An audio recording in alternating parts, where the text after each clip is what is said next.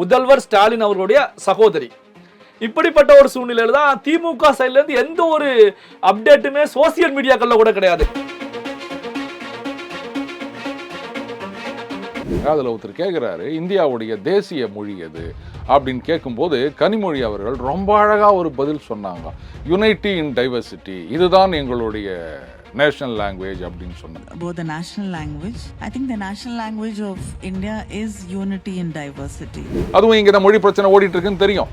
இதில் அந்த கேள்வியை கேட்கும்போது என்ன அழகா ஒரு பதில் கொடுத்து எல்லாரும் வாயும் அடைச்சாங்க. அப்போ இதை பெருசா இங்க வந்து கொண்டாடி இருக்கணும்ல. தன்னை தாண்டி கனிமொழி அவர்கள் வளர்கிறார் அப்படிங்கிற நோக்கத்துல ட்ரெண்டிங் எதுவும் செய்யப்படலையா? உங்க கட்சியில இருக்க ஒருத்தருக்கு வந்து ஒரு பாராட்டு அப்படின்னும் போது டோட்டல் டீமே தானே சந்தோஷப்படணும். இந்த பஹல்காம் தாக்குதலை கண்டிப்பது அப்படின்றதுல வந்து பல பேர் முழு மனதோடு இது பண்ணல. அது மட்டும் இல்ல, அந்த இந்துஸ் வாட்டர் ட்ரீட்டி அவங்களும் விவசாயிகள் தான், அதெல்லாம் தண்ணியெல்லாம் நிறுத்தக்கூடாது அப்படின்னு அவங்களுக்கு ஆதரவா பேசிட்டு இருந்தாரு. ஸோ அதுவும் ஒரு ஆங்கிள் தான். பட் அப்படி ஒரு ஆங்கிளாக இருந்தாலும் அது மிக மிக தவறான ஆங்கிள் அப்படின்னு தான் நான் சொல்வேன். நான் பாகிஸ்தானுக்கு சப்போர்ட் பண்ணுறதுனால இங்கே நமக்கு சப்போர்ட் வரும் அப்படின்னு நினச்சா அது நீங்கள் இங்கே இருக்கவங்களை நீங்கள் குறை சொல்கிறீங்கன்னு தான் நான் சொல்வேன்.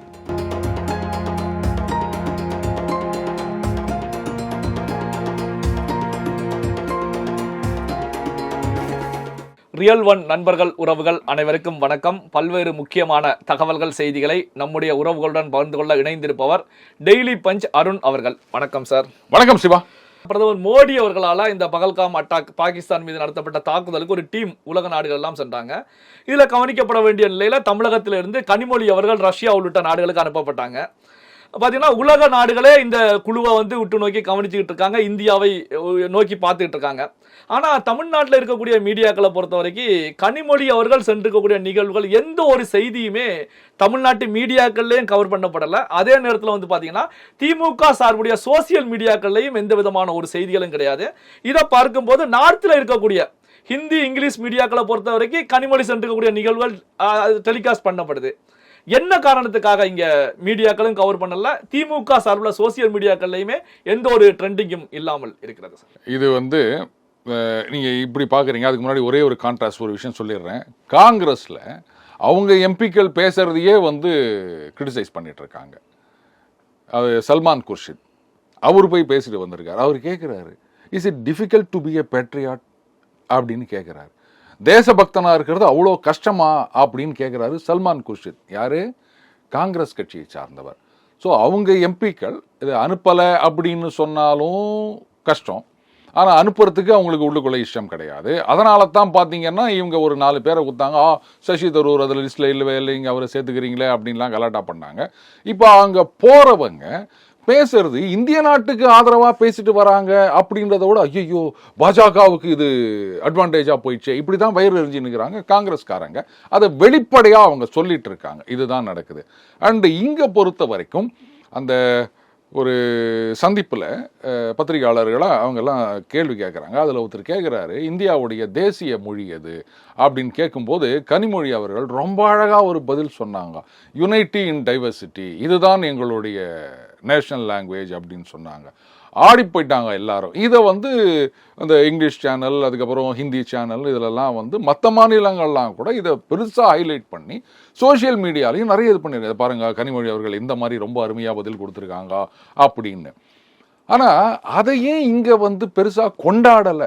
அவங்க வந்து மோடி அதை பண்ணிட்டார் இதை பண்ணிட்டார் அப்படின்னு மோடியுடைய சாதனைகளை பேசவில்லை. இந்தியாவை பற்றி பேசுகிறாங்க, நாம் எடுத்த நிலைப்பாடை பற்றி பேசுகிறாங்க. அடுத்தது ரொம்ப முக்கியமான கேள்வி, தேசிய மொழி என்ன? ஏன்னா அவங்ககிட்ட இவ்வளோ லாங்குவேஜ் இருக்குது. எங்கள் ஊர்லலாம் பார்த்தீங்கன்னா இப்போ கொலம்பியான்னு எடுத்தீங்கன்னா ஸ்பானிஷு, இந்த பிரேசில்னு எடுத்தீங்கன்னா போர்ச்சுகீஸு, ஒரே லாங்குவேஜ், அதுதான் யுனைட்டிங் ஃபேக்டர். ஆனால் நீங்கள் இவ்வளோ லாங்குவேஜ் வச்சுருக்கிறீங்களே, அதுவும் இங்கே இந்த மொழி பிரச்சனை ஓடிட்டு இருக்குன்னு தெரியும். இதில் அந்த கேள்வியை கேட்கும்போது என்ன அழகாக ஒரு பதில் கொடுத்து எல்லாரும் வாயும் அடைச்சாங்க. அப்போ இதை பெருசாக இங்கே வந்து கொண்டாடி இருக்கணும்ல. ஒருவேளை வந்து ஐயோ அவர் மனசு ஏதாவது தப்பாக நினச்சிப்பாங்களோ, இல்லை வந்து இவங்கள விட இவர் பெருசாகிட்டார்ன்ற மாதிரி ஆகுமோ அப்படின்னு சில பேர் நினச்சி இதை வந்து ஹைலைட் பண்ணலையா, அது எனக்கு தெரியல. மீடியாலேயே நான் சொல்கிறேன். இதை தான் நான் சொல்கிறது. ஒரு டீம் அப்படின்னு சொன்னால் 4 பேர் அடித்து ஆடுறாங்கன்னு சொன்னால் சந்தோஷப்படணும். நோ நோ நோ நோ நான் மொத்தம் மட்டும் தான் அடிப்பேன் அப்படின்னு இருந்தால் சரி வராது. கட்சியில் இந்த மாதிரி நினைக்கிறாங்களா அப்படின்னு எனக்கு தெரியாது. அண்டு முதலமைச்சரை பொறுத்த வரைக்கும் அவர் இந்த மாதிரிலாம் நினைப்பார்னு எனக்கு தெரியல. ஏன்னா பிடிஆர் அவர்கள் வந்து தனியாக போயிட்டு எவ்வளோ இதில் கலந்துக்கிறாரு, எவ்வளோ பேசுகிறாரு. அதை பேசிக்கொண்டு இருந்தார் ஃபைனான்ஸ் மினிஸ்டராக இருக்கும் பொழுது. அப்போல்லாம் இவர் ஒன்றுமே தடை பண்ணலைங்க. அந்த மாதிரி தான் அன்பில் மகேஷ் போகிறாரு, மாசு பேசுகிறாரு, இப்படி ஒவ்வொருத்தரும் அது மாதிரிலாம் பேசிட்டு வராங்க. அதுக்கெல்லாம் எந்த தடையும் கிடையாது. அப்படியே நீங்கள் கான்ட்ராஸ்ட் இங்கே பாருங்கள், ஜெயலலிதா அவர்கள் இருக்கும்போது மற்ற மந்திரிகள் வாயை திறக்க மாட்டாங்க. இப்போ அப்படி கிடையாது. ஸோ அவர் அப்படி நினைக்கிறதா தெரியல. மற்றவங்க வந்து ஆஹா இவங்களை வந்து நம்ம பெருமைப்படுத்தினா அவர் தப்பாக நினச்சிப்பாரோ அப்படின்னு மற்றவங்க இது மாதிரி ஏதாவது குண்டக மண்டக நினச்சிக்கின்னு இதை வந்து இருட்டடிப்பு செய்கின்றார்கள் அப்படின்னு நினைக்கிறேன். ரொம்ப தப்பு சிவா. அது பிரைம் மினிஸ்டர் கேண்டிடேட் அப்படிங்கிற நிலையிலையும் ட்ரெண்டிங் செய்யப்பட்டது. ஆனா இப்போ பாத்தீங்கன்னா அதை தாண்டி கனிமொழி அவர்களை பொறுத்த வரைக்கும் உலக அளவுல அவர்களுடைய பயணம் இருந்துகிட்டு இருக்கு. உலக நாடுகளால பார்க்கக்கூடிய ஒரு பெண்மணியாக, இந்தியா சார்பாக பார்க்கக்கூடிய பெண்மணியாக கனிமொழி வந்து இப்போ இருந்துகிட்டு இருக்காங்க அப்படின்னு வச்சு. அப்ப என்ன அவங்க அமெரிக்க ஜனாதிபதி ஆகிடலான்றீங்களா? அதாவது வந்து என்னன்னா தன்னை தாண்டி கனிமொழி அவர்கள் வளர்கிறார் அப்படிங்கிற நோக்கத்துல ட்ரெண்டிங் எதுவும் செய்யப்படலையா? அப்படி இல்லைங்க. அதாவது நீங்க என்னதான் உலக அளவுல போய் பேசிட்டு வந்தாலுமே திமுகவை பொறுத்த வரைக்கும் ஸ்டாலின் அவர்கள் தான். அவரை மீறி அவருக்கு ஒரு எதிர்ப்பு இல்லை அவருக்கு ஒரு சேலஞ்ச் அப்படின்ற மாதிரி யாருமே கிடையாது. மூத்த தலைவர்கள் எல்லாமே வந்து எங்க உதயநிதி அவர்களுக்கே வந்து நாங்கள் இதுவாக இருக்கேன், அமைச்சராக இருக்கேன் அப்படின்னு சொல்லும்போது இதெல்லாம் வந்து நினச்சி பார்க்க கூட முடியாத ஒரு விஷயம். நான் அதை ஒத்துக்க மாட்டேன். ஆனால் மற்றவங்க வந்து எப்படி இது வேற லெவல், அது வேற லெவலுங்க. இவர் வந்து சீஃப் மினிஸ்டராக இருக்காருங்க.